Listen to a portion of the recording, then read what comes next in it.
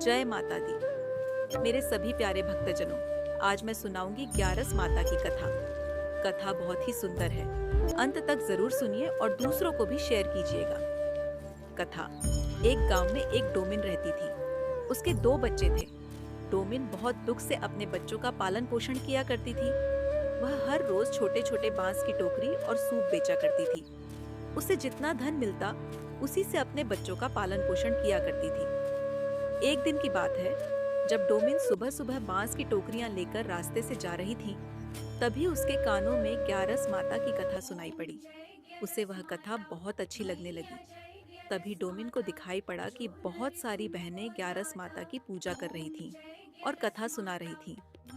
Domain दूर में ही बैठकर हाथ जोड़कर ग्यारस माता की कथा सुनने लगी।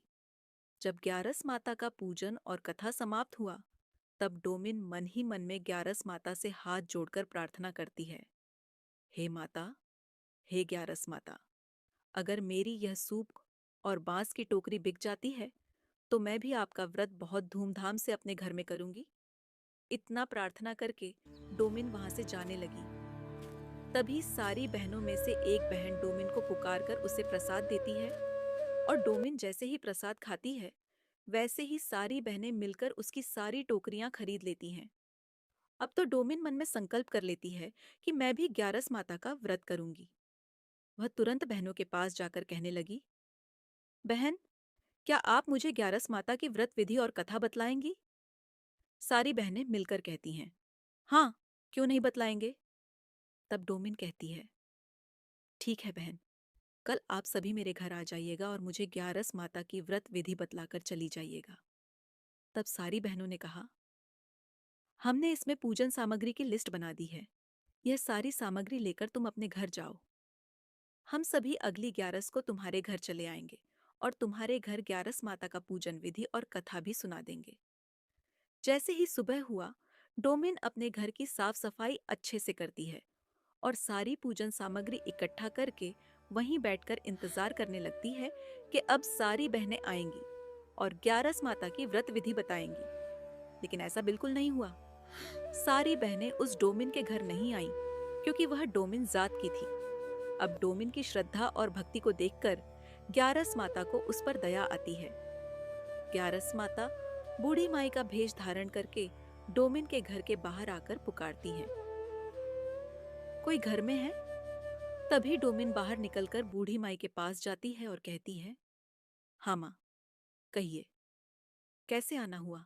डोमिन की बातें सुन भेष रूपी ग्यारस माता कहने लगी, बेटी, मैं अपने आने का कारण तुम्हें बाद में बतलाऊंगी। पहले तुम यह बताओ कि तुम इतनी परेशान और दुखी क्यों लग रही हो? क्या कारण है?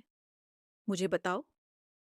डोमिन भेष रूपी बूढ़ी माई को अपने घर के अंदर प्रवेश कराती है और कहती है, माँ, देखिए माँ, कल मैं सुबह के समय जब बाजार सूप और टोकरी बेचने जा रही थी, तभी मुझे ग्यारस माता की कथा सुनाई दी। कथा मुझे बहुत अच्छा लगा। उनका प्रसाद ग्रहण करते ही मेरे सारे सूप और टोकरी बिक गए। तभी मैंने संकल्प किया कि मैं भी ग्यारस माता का व्रत करूंगी। लेकिन मुझे ग्यारस माता की व्रत विधि नहीं आती। इस कारण से मैंने बहनों से कहा था कि मेरे घर आकर ग्यारस माता की व्रत विधि और कथा मुझे बता दें। उन सब ने कहा था कि वे मेरे घर आएंगी। शायद मैं छोटी जाति की हूँ, डोमिन हूँ, इसी कारण से सारी बहनें मेरे घर नहीं आईं। अब मैं कैसे पूजा करूं माँ? आप बतलाइए माँ। डोमिन की बातें सुन बूढ़ी माई कहने लगी, बस इतनी सी बात। चलो, मैं तुम्हें बतलाती हूँ। तुम्हें कुछ नहीं करना है। बस इतना करना है कि तुम्हें जैसे आता हो, वैसे ही ग्यारस माता का नाम लेकर पूजा कर लो और कथा मैं सुनाऊंगी। फिर नियम से व्रत पूजन किया गया। स्वयं ग्यारस माता ने बूढ़ी माई के भेष में अपनी कथा सुनाई। उधर सारी बहनों को ग्यारस माता के कोप के कारण पूरे शरीर में खुजली हो गई। सारी बहनें बहुत परेशान हो गईं। तभी भेष रूपी बूढ़ी माई उन सारी बहनों के घर के पास जाती हैं और कहती हैं, कोई घर में है? तभी उन सारी बहनों में से एक बहन घर के बाहर आती है और हाथ जोड़कर बूढ़ी माई से कहती है, हे माता, मैं आपकी कैसी सेवा करूं? अभी मेरी तबीयत बहुत खराब लग रही है। पता नहीं, अचानक से यह क्या हो गया माँ? तभी भेष रूपी बूढ़ी माई कहने लगी, जाओ, तुम सभी जाकर उस डोमिन के घर जाओ और डोमिन से हाथ जोड़कर माफी मांगो, तो तुम्हारी सारी परेशानी ठीक हो जाएगी। सारी बहनें फौरन ही डोमिन के घर गईं और जाकर डोमिन से हाथ जोड़कर प्रार्थना की। हे डोमिन, हमें माफ कर दो। अब से हम कभी भी ऐसी गलती नहीं करेंगे। अमीर हो या गरीब, डोम हो या चमार, जिसके घर में भी पूजा हो, हम सभी के घर जाएंगे। हमें माफ कर दो।